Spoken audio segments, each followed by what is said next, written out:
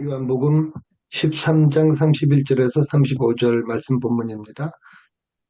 그가 나간 후에 예수께서 이르시되 지금 인자가 영광을 받았고 하나님도 인자로 말미암아 영광을 받으셨도다. 만일 하나님이 그로 말미암아 영광을 받으셨으면 하나님도 자기로 말미암아 그에게 영광을 주시리니 곧 주시리라. 작은 자들아, 내가 아직 잠시 너희와 함께 있겠노라. 너희가 나를 찾을 것이나 일찍이 내가 유대인들에게 너희는 내가 가는 곳에 올 수 없다고 말한 것과 같이 지금 너희에게도 이르노라. 새 계명을 너희에게 주노니 서로 사랑하라. 내가 너희를 사랑한 것 같이 너희도 서로 사랑하라. 너희가 서로 사랑하면 이로써 모든 사람이 너희가 내 제자인 줄 알리라. 아멘. 사랑의 신비 요한복음 13장 31절부터 35절 부산 장신대학교 김영동 교수님께서 주석하신 것입니다. 1번 설교 착상으로서의 본문 읽기. 예수님은 자신의 죽음을 앞두고 제자들의 발을 씻긴 다음에 서로 사랑하라는 새 계명을 제자들에게 주신다. 이 사랑의 계시는 예수가 떠난 후에 슬픔과 두려움과 신앙의 위협을 처한 제자들이 예수와 함께하는 신비로 경험된다.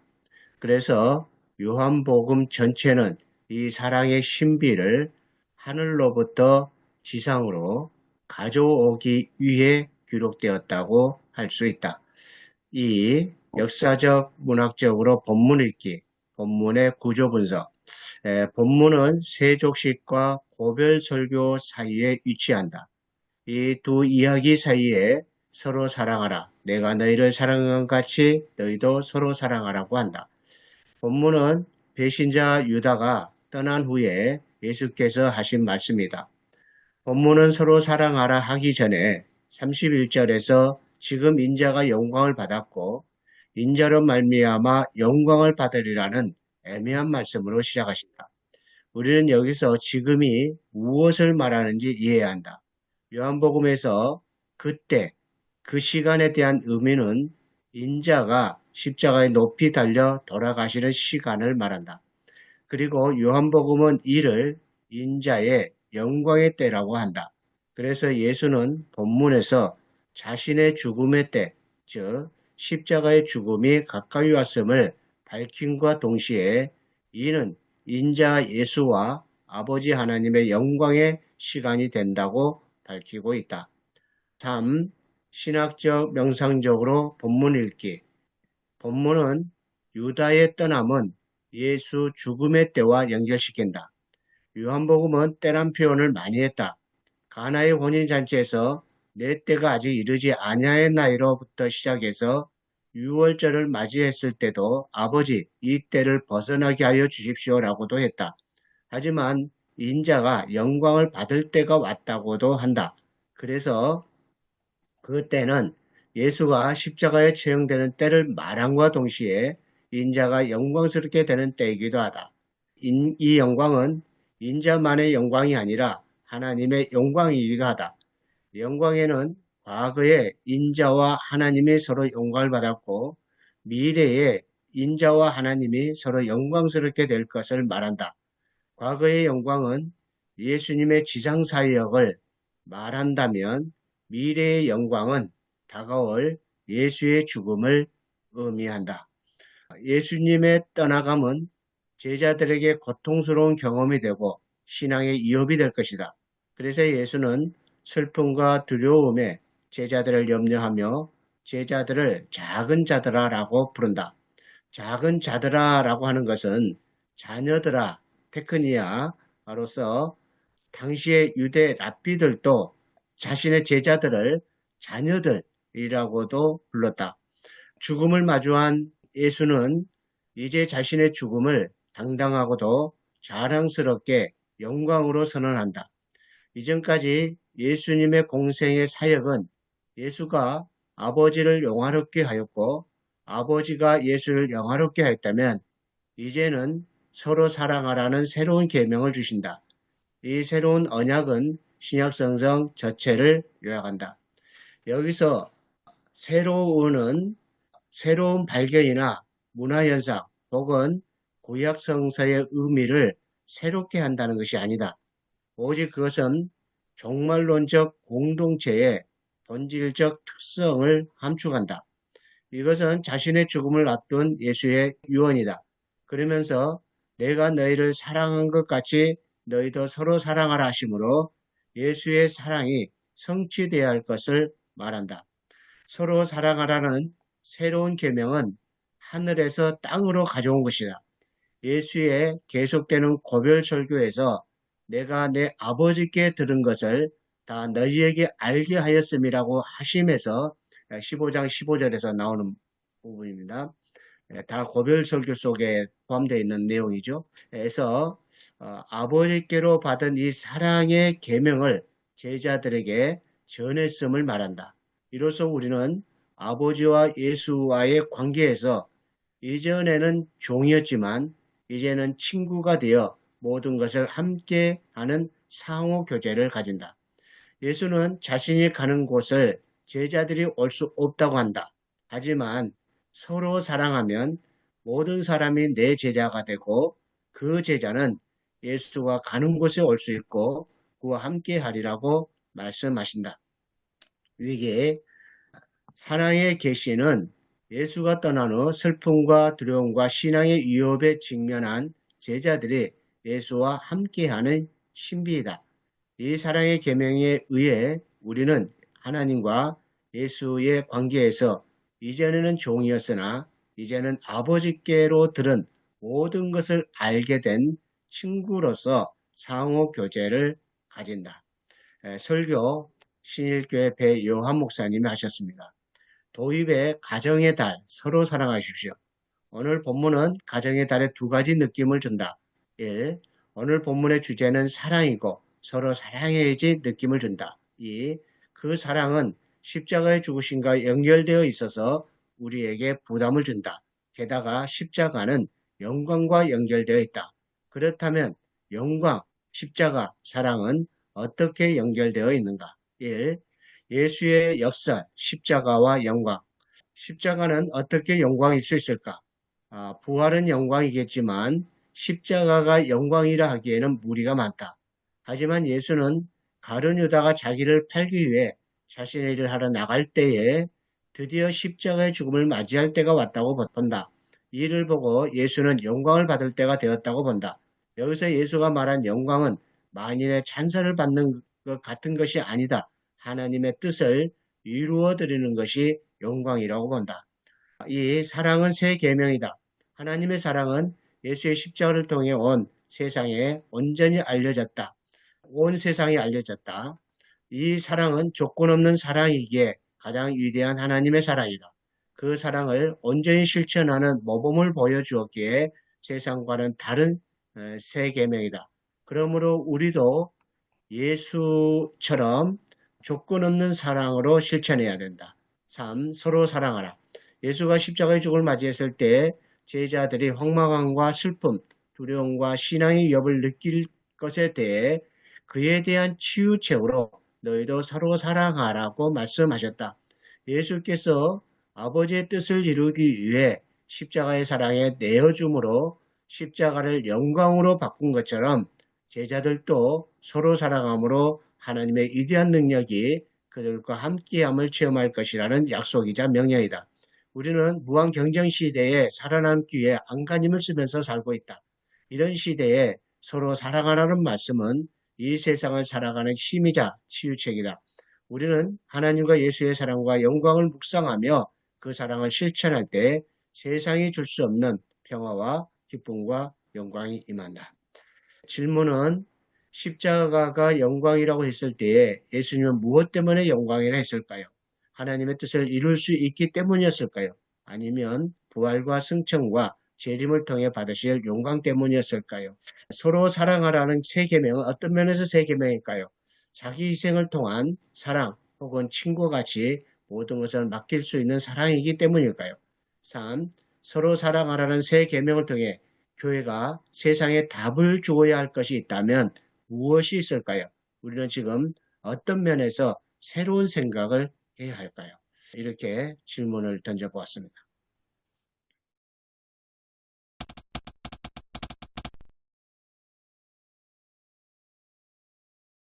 첫 번째 질문을 하셨던 게 뭐냐 하면 십자가가 영광이라고 했을 때 예수님은 무엇 때문에 영광이라고 했을까요? 하나님의 뜻을 이룰 수 있었기 때문이었을까요? 아니면 부활과 성천, 재림을 통해 받으실 영광 때문이었을까요? 목사님들 생각은 어떠신가요? 오늘 본문 앞에 나오는 영광이라는 이야기, 예수님이 하셨던 말씀의 의미가 무엇일까요? 우리가 이제 십자가가 영광이라고 했을 때에 그냥 일반적으로 생각하는 것은 이제 부활, 또 승천, 뭐 그런 것에 대한 것이 이제 기다려주고 있기 때문에 그 영광이라는 생각을 그냥 자연스럽게 했었는데 김영동 교수님도 주석에도 그렇게 표현했고 또 설교에서도 또 그렇게 적용을 하셨고 또 이제 아직 부활의 단계에 이르지 않은 상태 속에서 하셨던 예수님 말씀이시라고 한다면 과연 그 영광을 십자가와 연결시켰을 때에 도대체 무슨 의미로 했었을까? 다시 한번 좀 우리가 더 깊이 있게 좀 생각을 좀 하면 십자가의 의미가 예수님이 받아들이는 데 있어서 예수님께 이 십자가의 의미를 생각하셨을 때에 고난을 생각했을 때에 좀 우리가 생각했던 깊이와는 조금 차이가 있을 수도 있겠다. 예, 그런 생각이 좀 들었고요. 그래서 이런 질문을 좀 한번 해봤습니다. 근데 아무튼 이 질문에 대한 답을 보니까 다 제가 읽으면서 보니까 이렇게 설교에서도 그냥 그대로 십자가가 역설인 걸로 이렇게 설명을 하긴 했네요. 일단 본문이 좀 많이 어렵지 않나요? 저도 되게 네, 어렵던데요. 예, 난해하죠. 예, 그냥 쉽게 생각하면 우리가 뭐 부활절에 부활 영광 뭐 이런 찬양도 많이 하잖아요. 그 부활을 영광으로 우리가 물론 부활이 영광이 아니라는 의미는 아니겠지만 그 부활 다시 살아나시고 다시 오신다. 이게 영광이다. 근데 이제 그것만이 영광이라고 한다면 세속적인 가치관에 따라서도 그런 건 영광이 될 수 있잖아요. 십자가보다는 십자가에 죽고 다시 살아나는 게 영광스럽다. 이거는 누구나 고개를 끄덕일 수 있는 그런 논리가 되잖아요. 근데 예수님은 늘 어떤 반전, 역설 이런 말씀을 많이 하시는데 부활 영광이라기보다 그 십자가 자체가 영광이다. 세상 사람들은 십자가 죽음이 영광이 아니고 치욕이고 또 저주고 이렇게 생각하지만 그러나 하나님 보시기에는 오히려 십자가 고난이 영광이다. 이렇게 어떤 좀 이 역설적인 의미로 말씀하시는 게 아닌가 그런 생각이 들거든요. 그리고 이제 십자가 죽음은 곧 하나님 뜻이니까 하나님 뜻이 이루어졌으니까 그 영광이잖아요. 하나님 뜻이 이루어진 게 영광이지 뭔가 뭐 이렇게 높임을 받고 막 사람들이 박수치고 이걸 영광이라고 한다면 뭐 기독교 신앙에서 말하는 영광과 세상이 말하는 영광 뭐 다를 바가 없잖아요. 그리고 예수님이 다시 살아나신 다음에 다 이뤘다 이렇게 말씀하지 않았거든요. 예수님이 다 이루었다는 말은 십자가 위에 숨을 거두기 직전에 다 이루었다라고 하거든요. 그러면 예수님이 이 땅에 오시는 뜻은 하나님이 영광을 이루기 위해서 오셨는데 그 영광을 이루는 길은 십자가 죽음이다. 이렇게 이제 연결되지 않을까. 오 목사님 말씀에 이제 공감하면서 이런 생각도 들어요. 또 이제 십자가의 고난과 죽음을 어떤 그런 부정적인 사건이 아니라 정말로 그 하나님의 구속 계획의 완성, 좀 신학적인 그런 의미 같은데 그러면서 하나님과 예수님 그 사이에 그 상호적인 영광, 그러니까 뭐 삼위일체적인 어떤 그런 상황도 생각하지 않을까 그런 생각도 듭니다. 단순하게 부활 뭐 아까 우리 오 목사님 말씀한 대로 뭐 세상적 영광이 아니라 정말 구속 계획의 완성이면서도 성자 예수님과 성부 하나님, 어떤 삼일체적인 어떤 그 상호 교류성, 좀 그런 부분도 이렇게 좀 생각을 하게 됩니다. 예수님도 십자가가 영광이라고 한다면 하나님도 그 십자가를 영광으로 보신다고 합니다. 그러니까 케노시스 자기 내어줌에 대한 하나님의 사랑이 얼마나 이게 큰지를 더 공감할 수 있는, 예수님 어떤 굉장한 비장함이 묻어 있는, 누구도 실천할 수 없기가 따라하기가 어려운 자기 희생적인 사랑을, 자신의 모든 공성애 속의 모든 것을 좀 이제 농축해서 마지막으로 이제 고별 설교를 이제 시작하시는 그런 무대가 아닐까, 그런 생각이 더 들기도 합니다. 그러니까 부활은 어떻게 보면요, 처음 일어난 일이 아니다라고 얘기할 수 있습니다. 왜냐하면 이제 부활이 이제 죽음에서 생명으로 이제 다시 죽음에서 생명에 이른 거잖아요. 그런데 근데 그 이전에 이미 창세기 1장에서 흑암 중에 있고 혼돈 뭐 이런 캄캄한 아무것도 없는 상태에서 하나님이 생명을 만드셨잖아요.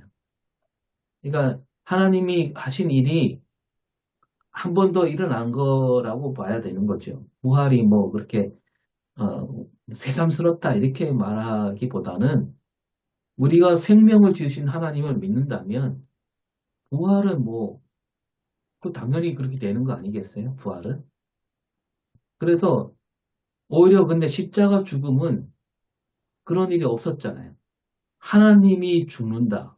이거는 없었던 일이고 있을 수 없는 일이고 그런 의미에서 오히려 그 십자가 죽음 안에서 하나님이 지금까지 하지 않았던 일들을 하신 거죠.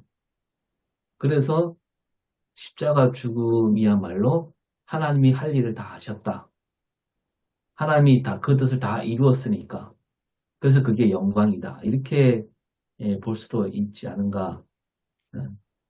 이거 우리가 부활절 이제 지났지만 부활절 때 막, 와, 뭐, 이 놀라우신 위대하신 일을 이루셨다라고 이제 뭐 찬양하고 하지만, 그러나 또 약간 조금 삐딱하게 생각하면, 그러면 하나님이 예수님을 다시 살리실 줄 몰랐냐? 하나님이 얼마든지 그런 일을 하실 있다는 거 몰랐냐? 이렇게 볼 수 있잖아요. 네. 그럼 그동안 하나님을 잘 모르고 있었던 거냐?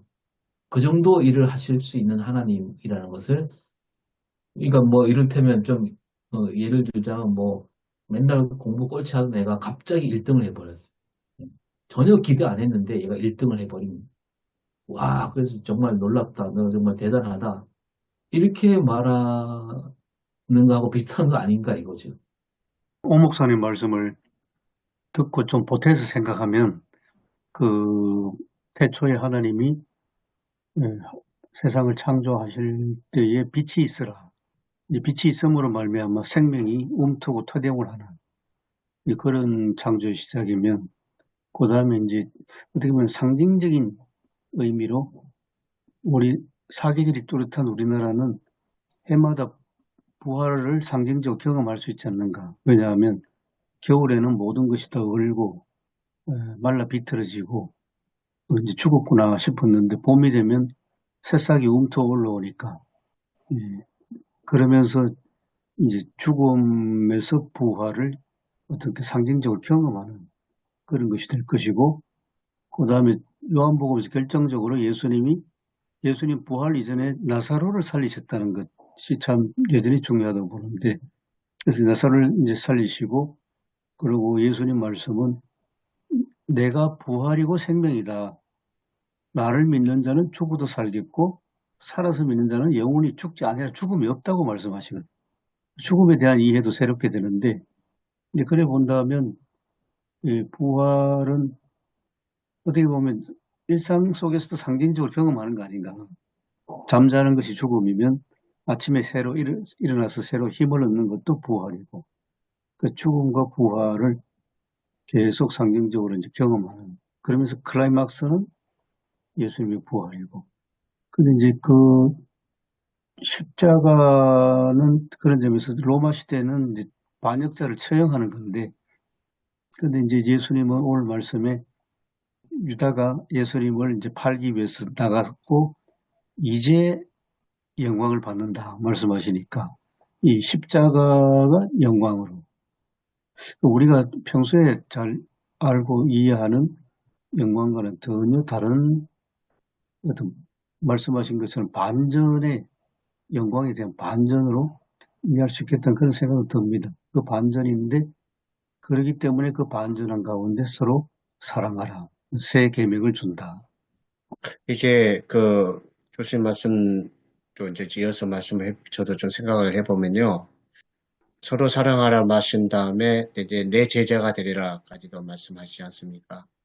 예. 사실상 이제 교회의 절기에 따르면 그 지금이 이제 기쁨의 50일 부활절 이후에 이제 부활의 기쁨을 누리는 교회 절기거든요. 그래서 저도 이제 어린이 주일 설교도 있고 어버이 주일도 설교도 있었지만 우리 한국의 문화에 맞게 이것도 어떻게 부활절과 연결시킬 수 있어? 부활절 이후의 기쁨과 본문을 연결시킬 수 있을까? 그냥 그런 저 나름대로도 고민도 좀 해봤는데 이제 생각도 해보니까 부활의 기쁨과 함께 그 가정이 회복이 되는 가정의 기쁨이 되는 것과 연결시켜도 충분히 되겠구나. 이제 그런 생각을 했습니다. 그래서 오늘 본문도 이제 십자가와 관련된 것이지만 이제 또 예수님의 이 말씀은 부활이기 때문에 영광이 이 십자가라는 의미로 한 것은 아니겠지만, 그러나 우리가 부활 이후에 그 기쁨을 누릴 수 있는 것은 바로 예수님께서 십자가에서 보여주었던 그러한 사랑으로 서로 사랑하는 그 신비를 우리가 함께 나눌 때에 이것은 바로 부활 이후의 기쁨이고 또 교수님 말씀하신 대로 그 부활이 우리의 성화 속에서 현존하시는 그런 것으로 경험될 수 있는 그런 이제 맥락으로 오늘 말씀을 봐도 어떨까? 좀 저는 그런 생각 좀 해봤습니다. 그러니까 예수님의 십자가 안에서 이미 부활 생명이 시작됐다고도 볼 수 있는 그 십자가가 끝이었다면 또 제자들은 다 그 십자가 처형이 이제는 마지막이고 이제는 다 끝났다 하고 누가복음 24장 보면 뭐 요한복음도 보면 다 제자들 뿔뿔이 흩어지고 도망갔는데 십자가 끝이라고 생각하고 그런데 예수님은 지금 십자가가 끝이 아니고 이제 영광을 받을 때가 됐다. 그리고 새 계명을 주는데 서로 사랑해라. 그럼 제자들은 예수님을 따라서 십자가를 지고 그 십자가를 지는 사랑 가운데서 오히려 예수의 부활을 경험하는 것이 아닌가 하는 그런 해석이 지금 들어옵니다. 마침 우리나라 절기는 아닌데 보면 5월 15일이 스승의 날이라 해가지고 서로 사랑하면 내 제자가 된다 했는데 예수의 제자가 되는 게 십자가 지고 사랑하는 게 예수의 제자가 됩니다. 어린이 주일, 어버이 주일, 그다음에 스승 주일을 해야 되는지 모르겠습니다. 저는 앞에 십자가의 영광이라는 걸 하나님의 뜻을 이룰 수 있었기 때문에 영광이라고 했지 않았나 그렇게 생각이 많이 들었습니다. 그게 이제 주기도문의 그 내용 부분이지 않습니까? 뜻이 하늘에서 이루어진 것 같이 땅에서도 이루어지이다. 이 부분하고 좀 연결이 되는 것 같아요. 그러니까 예수님께서 오신 목적도 그것이었고 우리는 이제 십자가 그러면 고난, 힘들고 고달고 괴로운 것만 생각을 하는데 어떻게 보면 예수님의 이런 해석이 우리의 고달픈 삶의 하나의 위로가 되지 않을까라는 생각도 듭니다. 우리는 괴롭다고 생각하지만 그것이 만약 하나님의 뜻을 이루는 것이라면 예수님 보신 건 영광스러운 일이지 않을까 그런 생각이 들기도 하고요. 아까 오 목사님 말씀 얼핏 하셨던 것처럼 세속적으로 뭐 화려하고 뭐 대단한 성취, 뭐 눈에 보이는 웅장하고 장대한 뭐 성취, 업적 이렇게 생각을 하는데 오히려 예수님께서 말씀하셨던 그 영광이라는 의미를 하나님의 뜻을 이루는 것으로 생각한다면 그렇게 대단하게 거창한 업적이 아니더라도 하나님의 뜻을 이루는 것 자체가 하나님을 영광스럽게 하는 것이고 또 귀한 것이 아닐까 그런 생각도 좀 듭니다. 그 목사님 말씀하신 대로 위로가 되는 것 같아요. 하나님의 뜻을 이루는 것이다. 이게 어떤 형편에서 놓여서 살아가는 삶이든지 간에 하나님의 뜻을 이루는 삶이라고 한다는 것이 참, 저도 위로가 되는 것 같아요. 아마 그래서 우리 기독교 역사 속에서 순교자가 나올 수 있었던 거 아닌가 하는 그런 생각도 드네요. 네, 저도 십자가 죽음과 위로가 아주 깊이 연관이 있다고 저도 생각합니다. 왜냐하면 그전에는 이제 그 십자가 죽음은 그냥 죽음이 아니고 사실 억울한 죽음이고 가장 치욕스럽고 힘들고 정말 어떤 그런 저주 같은 죽음인데 그런 죽음을 죽는 사람들은 정말 힘들고 그런 가운데 있는데 그 하나님이 그런 죽음의 자리로 가셨다. 그러니까 그런 죽음이라 할지라도 거기에도 하나님이 계신다. 이런 의미로 예수님이 십자가를 지시지 않았는가. 그래서 그동안 그렇게 수많은 그 억울한 죽음, 비참한 죽음, 그런 죽음에도 하나님이 위로하시려고 그 죽음 자리에도 하나님이 계시니 소망을 가져라. 뭐 이렇게 볼 수도 있지 않을까 싶습니다. 손영훈 목사님이 다시 생각나네요. 그 여수 애양원에서 목회하실 때 그 남환자들의 피고름을 막 자기 입으로 이렇게 빨고 막 그러지 않습니까? 그게 이미 엄청난 사랑이면서 십자가를 지는 순교자의 길이셨구나 하는 생각이 새삼 들고, 그 다음에 소위 말해서 이제 여순 그 시기에 이제 아들이 희생됐지 않습니까? 희생됐을 때도 그 자기 아들을 죽인 사람을 양아들로 품어주고, 이게 참 오늘 말씀에 참 굉장히 상응하는 제자의 삶을 사신 분이구나. 마지막에는 또 뭐 6.25 전쟁 때 교인들이 배 한 척 안에서 목사님 빨리 피신하십시오 하니까 내 양떼를 버려두고 내 혼자 어떻게 피난 가느냐. 그러고 이제 50년 9월에 아무 죄도 없으신 분이 이제 총살 당하시고, 손 목사님은 삶 전체 과정이 이게 참 예수님이 오늘 본문 말씀을 딱 이제 잘 살아가신 목사님이셨구나. 끊임없는 고난의 연속인데 그게 하나님의 영광 길 가셨구나. 세상 좀 손 목사님 생각이 납니다. 손 목사님이 남긴 편지글이 한 80통 되거든요. 손편지글이. 그게 대부분 일제 신사참배를 거부해가지고 처음에 호남 광주교도소에 갇히고 조금 지나서 이제 청주교도소로 이감됐을 때 그 교도소에서 보낸 이제 편지글들인데, 이제 목사님이 신사참배를 거부하시고 감옥에 갇히니까 이제 아이들도 생계가 막연하니까 부산으로 가서 두 아들이 부산에서 목공소에서 일을 하거든요. 거기에서. 하여튼 엄청 어려운 생활을 합니다. 그러니까 손 목사님이 내 아들들이 공부도 못하고 포기하고 목공소 일하는 게 너무 이제 가슴 아픈 그런 편지글도 있습니다. 있는데 하여튼 이 오늘 본문 말씀 새삼스럽게 손장호 목사님이 다시 생각이 납니다. 우리나라에 좀 이런 참 제자로 사신 분이 있었구나. 한편으로는 이제 그 생각도 듭니다. 예수님 말씀하셨던 나를 따라오려거든 자기를 부인하고 자기 십자가를 지고 따르라는 그 의미도 어떻게 보면 자기를 부인한다는 말이 자기 뜻 자기 그 주장이나 그걸 내려놓고 하나님의 십자가는 하나님의 뜻을 그러면 따를 수 있는 그런 요구가 아니었을까 그런 좀 이해가 되기도 하고.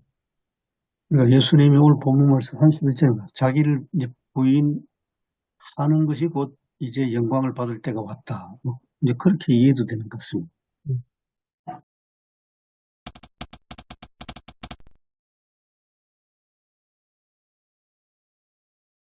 좀 주제를 바꿔서 두 번째 문재수 목사님께서 하셨던 질문이 서로 사랑하라. 어떤 면에서 세 계명일까? 이런 질문을 하셨거든요. 자기 희생을 통한 사랑 혹은 친구와 같이 모든 것을 맡길 수 있는 사랑이기 때문일까요? 예, 아무튼 질문은 서로 사랑하라고 하는 것은 누구든지 이야기할 수 있잖아요. 불교도 이야기할 수 있고 또 비종교인도 얼마든지 서로 사랑해야 된다 할 수도 있는데 그러나 이제 예수님은 이제 또 새 계명이다.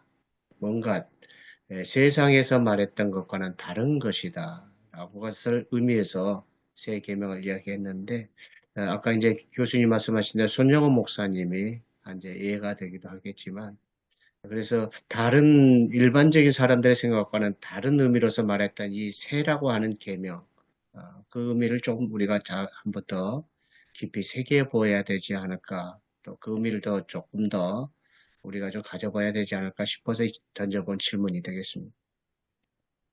사랑하라는 말은 구약 성경에도 나오지 않습니까?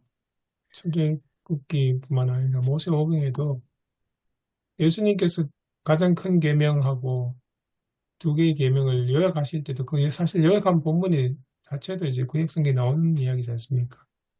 마음을 다하고 목숨을 다하고 뜻을 다하고 힘을 다해 하나님을 사랑하라는 거고 이웃을 내 몸처럼 사랑하라는 것도 다 구약 성경에 나오는 이야기인데 그렇게 생각한다면 예수님께서 오늘 새 계명을 준다고 하시면서 서로 사랑하라고 이야기를 하시잖아요.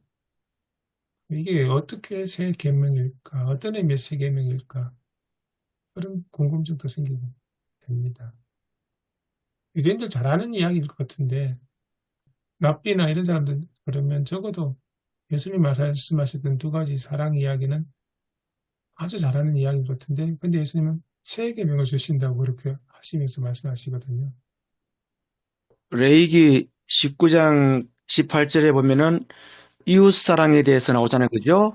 이웃사랑, 구약의 계명인데 우리가 조금 전에 그 십자가의 영광을 이제 말씀을 하셨는데 그 예수님의 새 계명을 좀 생각할 때 아마 그런 거 있지 않은 생각 들어요. 십자가의 희생, 그리스도의 자기 희생, 예수님의 자기 희생과 사랑에 기반한 사랑을 말씀하시지 않는가. 조금 전에 우리 임 교수님께서 말씀하신 손양호 목사님의 그 좋은 그 예인데 그 자기 희생, 그 십자가의 사랑. 그래서 좀 더 구약에 있는 계명보다 좀 더 한 발 더 앞서간 그런 사랑의 새 계명 아니겠는가. 저는 그렇게 좀 이해를 합니다. 어찌 보면은 그 예수님의 그 새 계명은 굉장히 공동체적이다. 제자들을 향한 그렇게 본다면은 좀 구약의 계명보다 좀 더 앞서간 그런 계명이 아니겠는가 생각이 됩니다. 제가 이 표현이 맞는지는 모르겠습니다만은 내 이웃을 사랑하라 라고 구약에서 말했던 것과 또 예수님이 말씀하신 이웃 사랑은 차이가 있을 거라고 생각을 하거든요. 굉장히 큰 차이가 있다고 보는데 구약에서 말했던 이웃 사랑은 자기보다 못한 사람들을 자기와 같은 수준으로 끌어올려주는 것. 그런 것이 이제 구약에서 말한 이웃사랑으로 한다면 예수님이 말씀하신 이웃사랑은 뭐냐면은 자신의 죄를 포기하고 그 밑에 있는 사람에까지로 낮아지는 것. 자신을 내어주는 거죠. 그러니까 이제 구약은 자기의 수준으로 끌어올려주는 거고 신약은 자기의 수준을 떨어뜨려 버리는 것. 그 사람에게로 맞춰버리는 것. 그것이 이제 예수님의 내어줌이고 케노시스고 그런 의미로서의 그 사랑의 좀 차이라고 생각할 수 있지 않을까, 좀 그런 생각을 해보고요. 그래서 이런 전제하에서 어떤 그 주석에서도 정말로 공동체의 본질적 특성을 나타내 주는 거다. 네, 그렇게 이야기했고, 또 그리스도인의 정체성, 예, 그리스도인이 뭐라는 게 뭐냐? 그것도 이야기한 것이라고 볼 수도 있고, 그런 의미도 아닐까. 그러니까 우리 유 목사님 말씀하신 대로 자기 희생적인 그런 사랑의 전제 하에서, 그리고 조건 없이 내어주는 것. 그러기에 새로운 것이고, 거기에 의해서 만들어진 그런 공동체. 예, 그래서 뭐 새로운 새 계명이라 하신 것인가. 좀 많이 좀 알 것 같으면서도 좀 아리송하기 좀 어렵더라고요. 운 목사님이 아주 적절한 비유를 말씀하셨네 보니까 아주 이해가 됩니다. 저는 이제 오늘 본문의 그 내용상으로 가만히 이어지는 걸 보면 새 계명을 너희에게 주노니 서로 사랑하라 이렇게 말씀하신 뒤에 내가 너희를 사랑한 것 같이 너희도 서로 사랑하라 이렇게 덧붙이시거든요. 그래서 내가 너희를 사랑한 것 같이 이게 아마 핵심이 되지 않을까 그런 생각도 듭니다.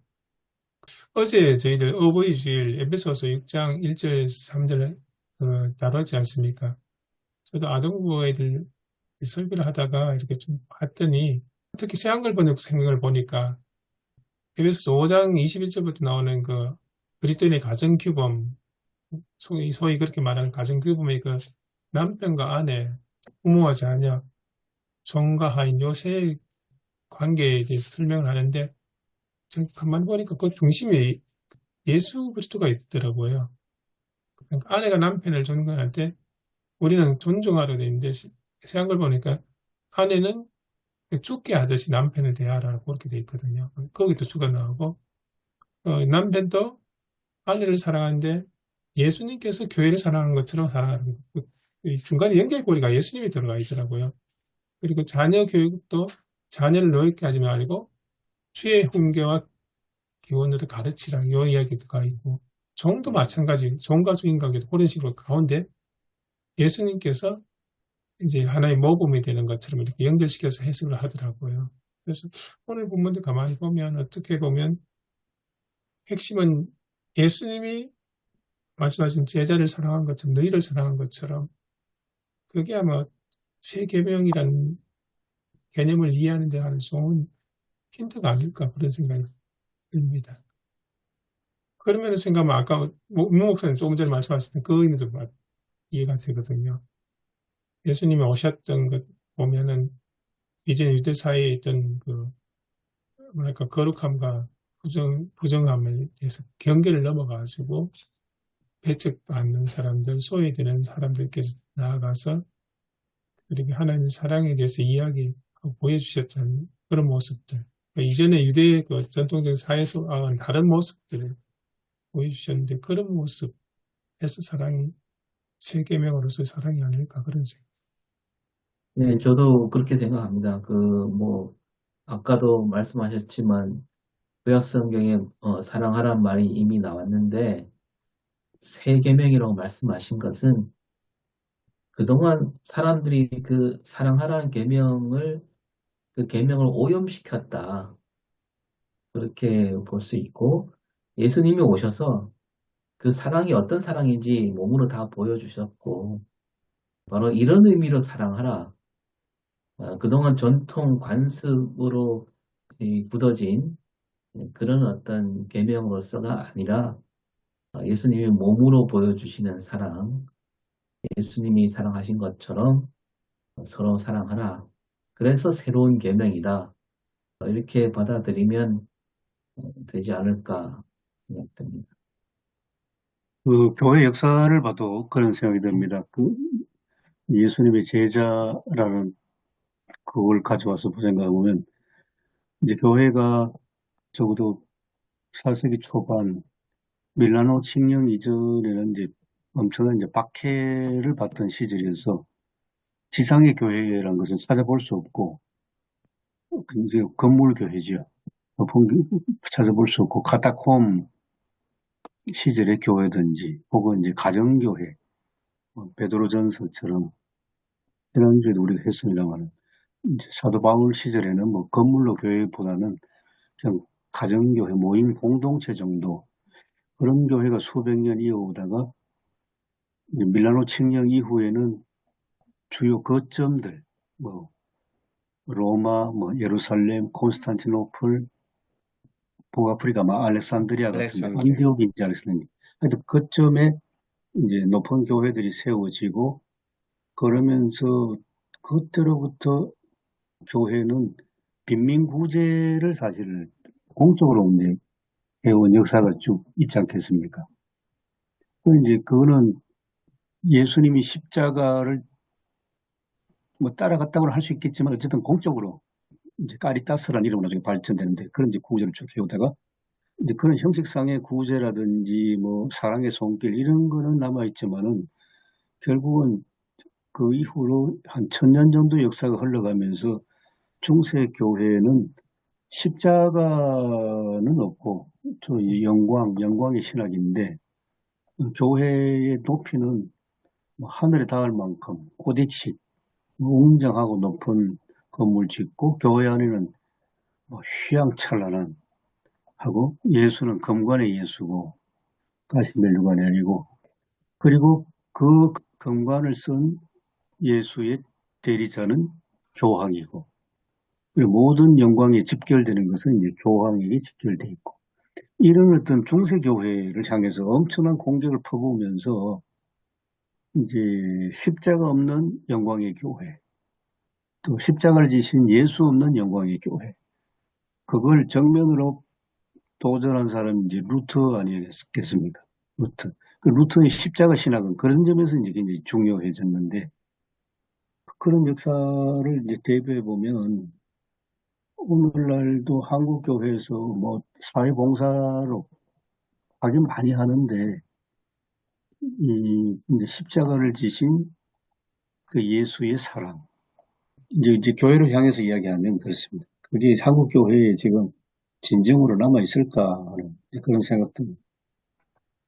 그러니까 아까 우리가 다뤘던 얘기도 이제 영광에 대해서 사람들이 기존에 알고 있는 영광과 전혀 새로운 의미로 예수님이 영광을 말씀하셨고 또 사랑도 마찬가지로 사람들이 그동안 그냥 겉핥기로만 생각했던 사랑이 아니라 새로운 의미의 사랑을 말씀하셨고 예수님이 그것을 온 몸으로 보여주셨다. 그렇게 생각이 듭니다.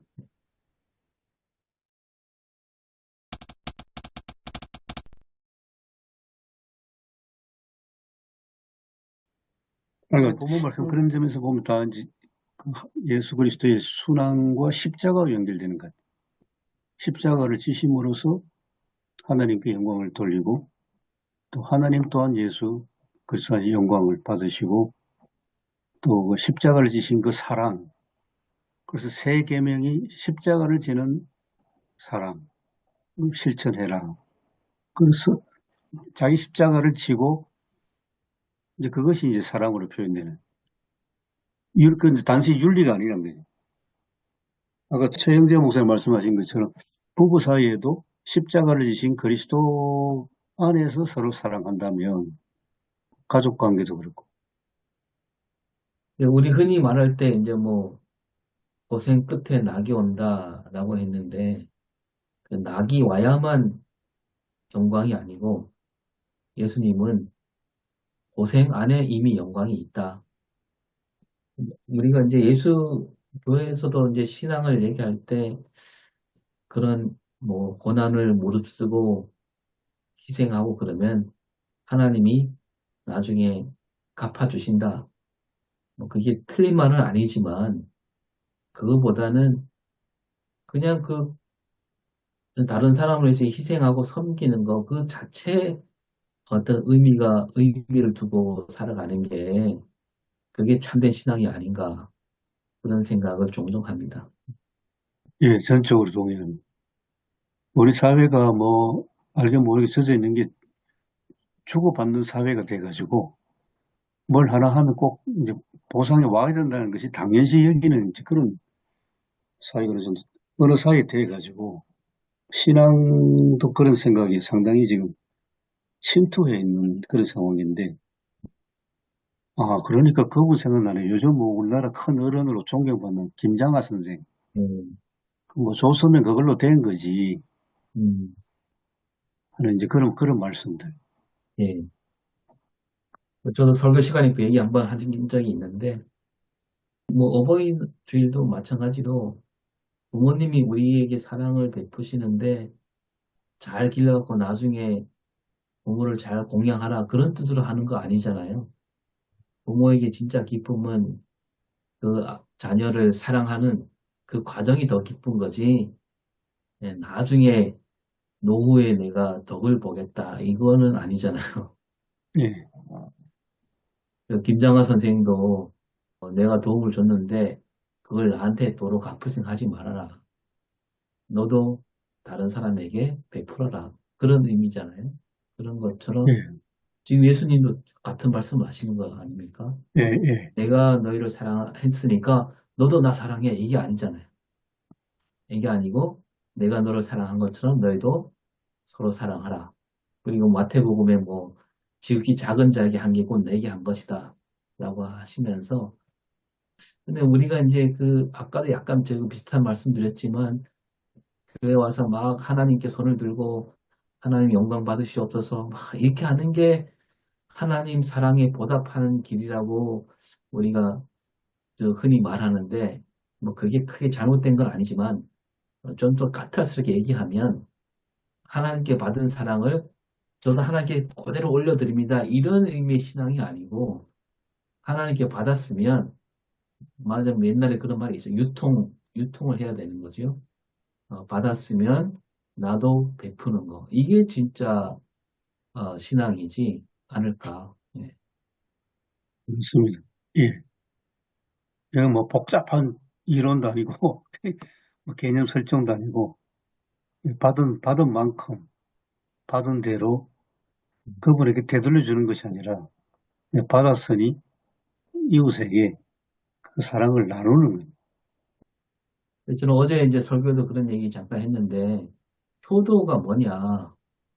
부모님을 잘 봉양하는 거 그것만이 효도가 아니라 내가 정말 올바르게 사는 거.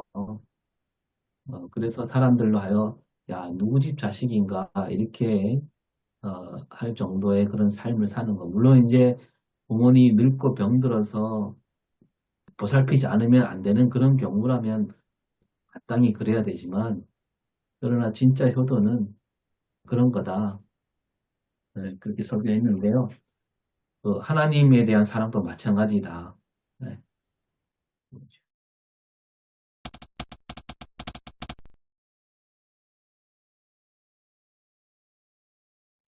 그런 점에서 이제 세 번째 질문하셨던 게 어떻게 교회가 서로 사랑하라는 이 계명을 세상을 향해서 이 사회의 많은 문제들과 이런 갈등들, 대립들을 치유할 수 있는 하나의 치료제 혹은 열쇠가 될 수 있었지. 그런 고민이 좀 듭니다.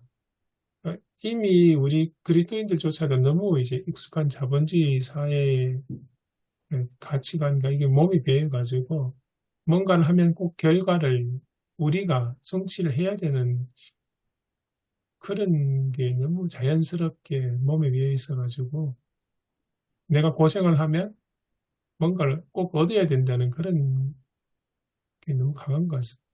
그래서 아까 그 십자가 이야기도 그 신앙 때문에 고난받으면 부활은 내가 꼭 쟁취를 해야 된다는 그런 사고방식이 너무 강하게 가지고 이 예수님이 말씀했던 서로 사랑하라는 이 계명이 어떤 의미에서 세상을 향해서 설명하고 실천해야 될지 교회가 어떻게 이걸 표현을 해야 될지 저는 이제 우리가 전에도 잠깐 그런 비슷한 얘기를 했는데요.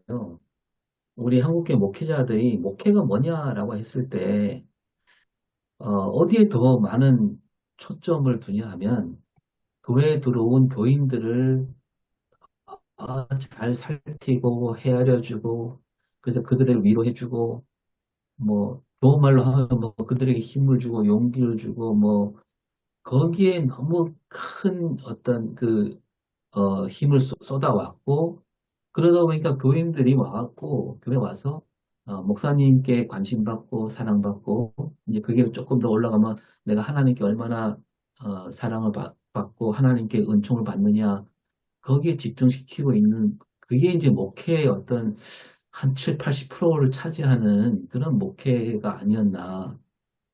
그러다 보니까 교인들이 말하자면 정말 어린아이에 머물러 있잖아요. 그냥 응석 빠지고 나만 바라봐 주기를 바라는.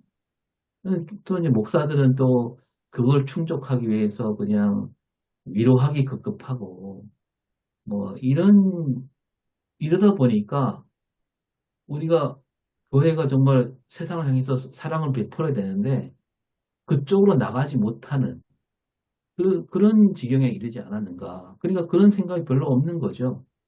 그래서 내 교회 유지하고 혹은 더 사람이 많이 모이게 하고 거기에만 신경 쓰지 오늘 말씀을 그대로 따라서 예수님이 우리를 사랑한 것처럼 나가서 사랑을 실천하는 거 이거는 좀 해도 되고 뭐 안 해도 뭐 어쩔 수 없고 이런 식의 이제 교회가 지금까지 이렇게 우리 한국 교회가 그런 분위기였다라는 그런 안타까운 생각이 듭니다. 그래서 마치 제가 어제 뭐 저 이웃교회 검은교회 제가 그 헌신예배 가서 그런 얘기 했는데 물론 저희 교회에서도 많이 얘기했지만 그 신앙이 뭐냐 자전거 타기와 비슷한데 자전거를 탈 때 이거 뭐 내 코가 석자다 뭐 이런 말 많이 하잖아요. 내가 뭐 나도 아직 운전하지 못한데 내가 바로 서야 남을 돌보지 이런 얘기들 많이 하는데 자전거를 탈 때 발을 올려서 중심을 잡은 다음에 굴러가는 거 아니다. 그거는 서커스 뭐 묘기를 부린 사람이 하는 일이지 자전거를 배우려면 일단 굴러가야 되지 않겠냐고. 굴러가야 균형을 잡는 거다. 내가 바로 선다는 것은 내가 나가서 예수님 말씀대로 실천할 때 그러면서 내가 바로 서는 거지. 내가 딱 선 다음에 가겠다. 이런 그 오류에 빠지면 안 된다. 그런 얘기를 했는데 이 말씀도 그렇게 가면 잘 맞지 않을까 싶습니다. 그러다 보니까 목사들도 일단 내 교회 먼저 신경 쓰고 내 교회 목회만 더 뭐 사실 그 부분에 있어서는 뭐 거의 90% 이상을 거기다 에너지를 썼잖아요. 뭐 그게 크게 잘못됐다는 건 아니지만 너무 지나치다는 거죠. 그래서 네, 함께 손을 잡고 이웃 교회들과 뭐 지역사회 손을 잡고 함께 나가는 거에 대해서는 너무너무 약하다라는 생각입니다. 되게. 그리고 사실 제가 이제 검문도 이번 축천교회 이제 마지막 주일이었거든요. 이제 사역지로 옮기게 되는데 이제 뭐 검문도 지역 안에 이제 6개 교회가 있는데 그런 안타까움이 많이 들었습니다. 저는 늘 같이 연대해서 같이 뭔가 하고 싶은데 다들 이제 거기에 에너지 쓸 마음이 없는 거죠. 내 교회 목회가 우선인 거죠. 그래서 저는 그게 과연 옳은 것인가 늘 그런 물음이 있고 그 이제 뭐 제가 예를 들어서 뭐 지금 우리 조상들을 거슬러 올라가면 두 사람 있다고 치면 한 사람은 나 먼저 살고 보자 라는 사람이 있고 다른 사람 먼저 챙긴다는 사람이 있다 할 때 과연 우리 조상은 누구인가? 다른 사람을 먼저 챙긴 사람은 후손을 남길 가능성이 별로 없다는 거죠. 다른 사람 뭐 자연재해가 일어나거나 이랬을 때 다른 사람 돌보다가 먼저 죽을 확률이 많잖아요. 우리가 살아남은 우리는 어떻게 보면 나만 먼저 살고 보자. 그분의 후손이지 우리가. 후손이라는 겁니다. 오히려. 근데 그렇게 본다면 뭐 이건 유시민 작가도 그런 얘기 한 건데요.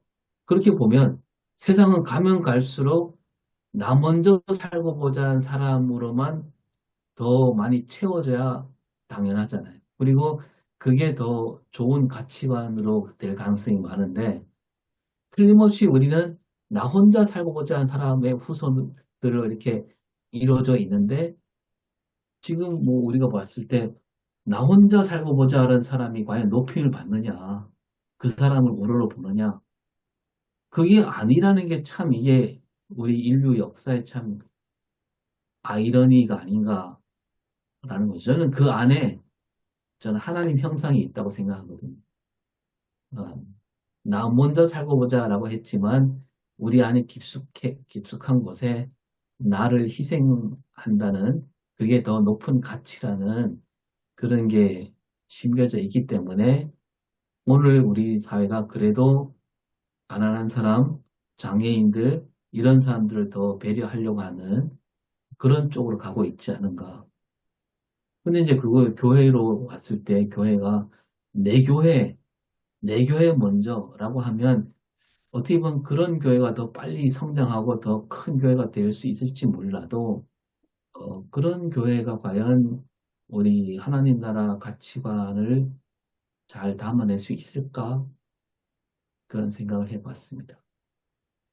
뭐 저도 오늘 말씀을 통해 가지고 세상에 답을 줄 수 있는 것을 좀 찾아본다면 다시금 또 한번 우리 주변의 가난한 자들, 또 억울한 자들, 그들을 진심으로 이분들을 교인들로 만들기 위한 목적이 아니라 진짜 인류애를 실천할 수 있는 것으로 그럴 때에 사회의 변화가 오지 않을까 그런 생각을 좀 해보고요. 그래서 우리가 좀 이제 가난한 자에 대한 생각들을 또 억울한 자에 대한 생각들을 너무 많이 좀 이렇게 간과해 오면서 왔다. 그런 반성이 좀 많이 좀 해야 되지 않느냐 그런 생각을 하고요. 그리고 이제 교회 안에서 교인들끼리 이제 공동체를 이루다 보면은 특이한 사람들이 많이 있거든요. 그리고 좀 힘들게 하는 사람들이 많이 있고, 또 성격적으로도 좀 괴상한 사람도 많이 있고, 이제 그런 사람들이 교회에서 이제 구역이라든지 공동체를 이루다 보면은 그런 사람들은 이제 아웃사이더로 계속 밀려나가는, 그래서 이제 이런 분들이 교회에 정착하지 못하고 또 이제 그 교회를 나가고 또 다른 교회 가가지고 또 아웃사이더 역할을 하고 그러면서 이제 어떻게 보면은 교회를 굉장히 힘들게 하기도. 저도 뭐 그런 분들 때문에 목회를 많이 힘들기도 했지만 그러지만 이제 그 오늘 그 말씀을 다시 비추어서 이런 것들을 돌아보게 된다면은 교회 속에서 발생했던 그 아웃사이더들을 정말로 품지를 못한다고 한다면 이것은 서로 사랑하라는 예수님의 진짜 말씀은 실천하지 못한 것이 아닌가 그런 생각을 저도 좀 늘 반성을 하고 또 회개할 것이 많다고 생각을 합니다.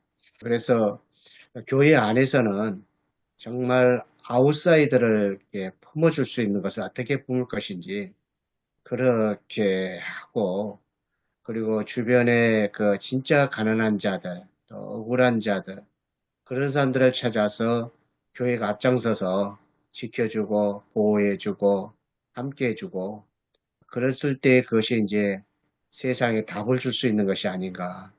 좀 교회가 그런 쪽에 답을 좀 더 많이 생각했으면 좋겠다. 그런 생각을 해봅니다. 제가 이제 오늘 말씀 보다 보니까 옛날에 봤던 이 책이 생각나더라고요. Give and Take라고 하는 책인데요. 여기는 이제 세 가지 종류의 사람들을 구분했더라고요.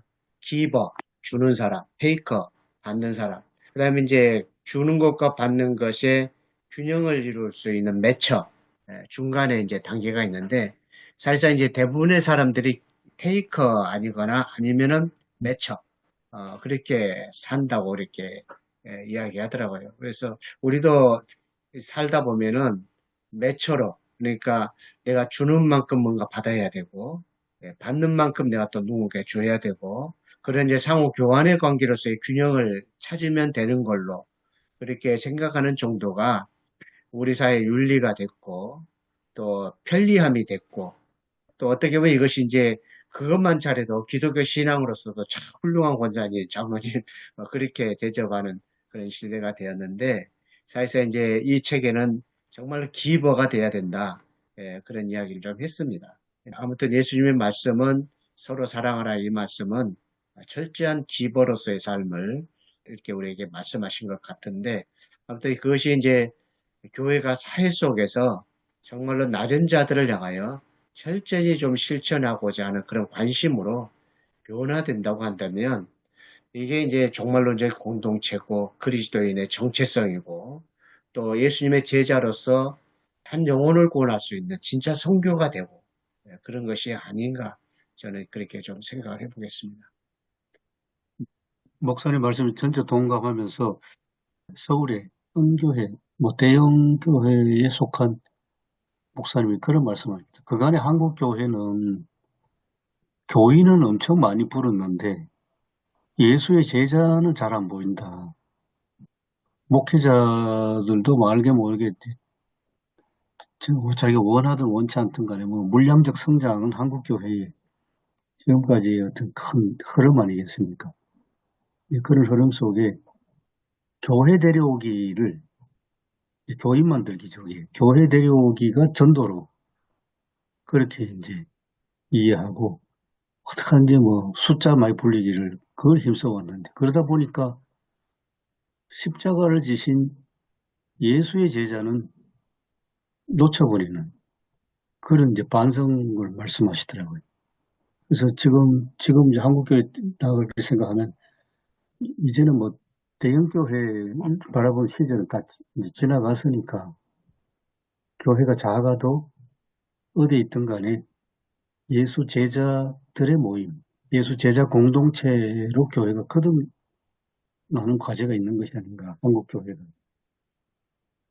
그 교수님 말씀에 보태서 이거는 여러 차례 말씀 함께 나눈 것 같은데요.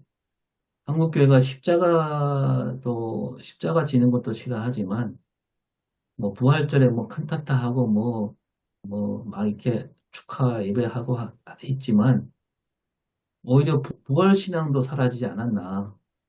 예, 그러니까 십자가 없이는 부활 없지요. 예, 그렇기도 하고요. 왜냐하면 그 제자가 돼야 됐잖아요. 제자가 된다는 건 뭐냐 하면 사람들이 예수 믿는 사람들을 볼 때 예수님이란 분이 저런 분이었다는 것을 알리는 게 그게 제자가 되는 거잖아요. 제자들을 보면서 저 예수라는 사람을 생각하게 만드는 거, 생각나게 만드는 거. 근데 그러니까 그게 이제 사실 부활신앙인데 사람들이 예수 믿는 사람들 보면서 과연 예수님 부활이 오늘도 나타났구나 이렇게 느끼도록 해야 되는데 우리 한국교 부활신앙은 그 2000년 전에 한번 일어났던 사건 예수님 부활을 그때로 가두기만 했다는 거죠. 네, 오늘 맞습니다. 속에 예. 예수의 부활이 나타나지 않는 거죠. 그래서 부활신앙이 없는 겁니다. 그런 생각이 들고요. 또 우리가 예수님이 사랑하는 것처럼 사랑하라라고 했을 때 지금 이제 우리나라 정치와 연관해서 지금 국힘당이 거의 괴멸 수준으로 앞으로 치달을 것 같은데요. 그러니까 그 지지하는 세력 가운데 애국한 나라를 사랑한다. 진짜 나라 사랑하는 마음으로 태극기 들고 나가신 분들이 있는데 그분들이 나라를 사랑한다는 게 도대체 뭔지 모르지 않는가. 나라를 사랑한다는 것은 정말 힘든 사람들, 어려운 사람들 돌보는 게 나라를 사랑하는 건데 세월호 그 유가족들을 막 비꼬면서 태극기를 들고 가는 게 그게 정말 나라를 사랑한 거냐. 나라 사랑을 정말 오해하고 있다는 거죠. 그러니까 하나님 사랑도 마찬가지로 하나님을 사랑한다 그러면서 가난한 사람을 돌아보지 않는다면 그게 무슨 의미가 있느냐. 이렇게 연관이 지어지지 않는가. 태극기 부대한테 저는 그런 말을 왜냐하면 태극기 부대에 이제 예수 믿는 사람이 많으니까 하나님을 사랑한다면 이웃을 사랑해야 되고 가난한 사람을 돌보는 게 그게 하나님 사랑이지. 그냥 하나님 사랑합니다 하고 끝내는 거는 그건 하나님 사랑이 아니다. 마찬가지로 태극기 부대도 나를 사랑한다 그러면서 어려운 당한 사람에 대해서는 그냥 아주 고개를 돌리고 오히려 그들을 막 저주하고 혐오하고 그게 무슨 나라 사랑이냐. 또 이렇게 연결할 수 있지 않을까 생각이 듭니다. 오 목사님 말씀에 보태면 이건 참 한국교회가 현재 참 심각하다 싶은 게 기독교인인데 태극기를 들고 극우 집회에 참석하는 사람들 마음을 들다 보면 혐오가 참 크지 않습니까? 혐오한다는 것은 마음에 사랑이 있는 것이 아니라 분노가 있는 거고, 그리고 혐오가 되니까 이거는 이제 행동으로 표출되는 게 쉽게 폭력으로 가거든요. 특히 20대 어디서 뭐 그렇게 교육받은지 몰라도 폭력, 이거는 정말 예수님의 어떤 십자가 복음하고는 전혀 다른 딴판으로 가버려요. 이게 우리 한국 교회에 저는 어느 정도 이제 지금 부분 뭐 퍼센티지는 모르겠습니다만은 이게 있는 한 극소수라도 참 심각하다는 생각이 들었습니다. 용세 십자가군처럼.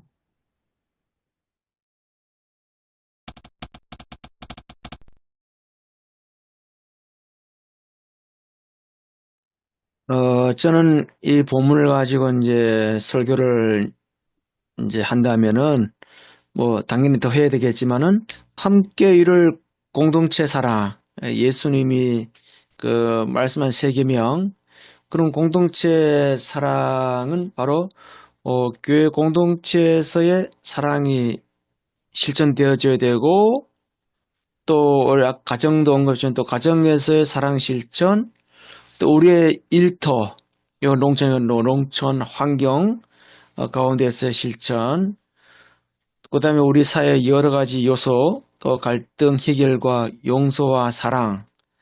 우리 오 목사님 뭐 언급했지만은 참 기독교 신앙을 가진 사람들이 오히려 혐오적인 발언하는 거, 정말 예수님의 사랑과는 많이 배치된다.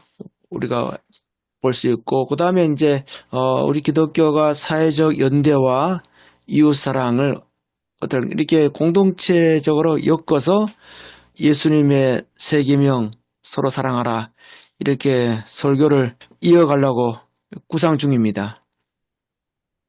저도 아직은 확실한 제목을 잡지는 않았는데요. 기쁨의 50일을 누릴 수 있는 것이 서로 사랑하는 것. 이제 십자가와 영광과 연결해서 서로 사랑할 수 있는 것이 바로 예수님의 부활을 경험하는 거고, 그 부활의 기쁨을 누리는 것이고, 그 기쁨을 위해서 예수님과 같은 예수님이 사랑한 것처럼 서로 사랑하는 것. 저는 이제 이런 관점에서 설교를 좀 했으면 어떨까 싶고, 아무튼 이제 그것이 이제 교회가 세상에서 사랑을 통해서 어떤 답을 줘야 될 것인지에 대해서 고민을 좀 같이 좀 해보고 싶은 생각이었습니다. 저는 설교는 없지만 설교 제목을 잡는다면 사랑이 답이다. 하면 좋지 않을까.